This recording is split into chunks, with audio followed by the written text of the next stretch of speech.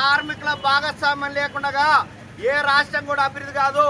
Building కార్మికులు లేకపోతే building కట్టలేరు, municipal కార్మికులు లేకపోతే శుభ్రత ఉండదు, అమాలి కార్మికులకు పోతే లోడింగ్ అన్లోడింగ్ ఉండదు, ఆటో కార్మికులు లేకపోతే ట్రాన్స్పోర్ట్ ఉండదు. అదేవిధంగా రెవెన్యూలో ఇతర ప్రాంతాల్లో కార్మికులు లారీ డ్రైవర్ లేకపోతే అంతా కూడా దేశమే ఈరోజు చీకటిగా మారే అవకాశం ఉంది. అందుకోసమే కార్మికులు అనేవాళ్ళు దేశంలో కీలక పాత్ర పోషిస్తున్నారు. కార్మికులు నిర్లక్ష్యం చేస్తే మీకు తగదు. కార్మికులకి ఒక్కసారికి ఆగ్రహం వ్యక్తం చేస్తే మీ ప్రభుత్వాలు కూలుతాయి. అందుకోసమే కార్మిక దినోత్సవం సందర్భంగా చెప్తా ఉన్నాం, కార్మికుల కనీస వేతనాలు ఇవ్వాలి, ఉద్యోగ భద్రత ఇవ్వాలి, వారికి సరైన సౌకర్యాలు కల్పించాలని డిమాండ్ చేస్తా ఉన్నాం. భవిష్యత్తులో కూడా ఏఐటీసీ పోరాడుతుంది.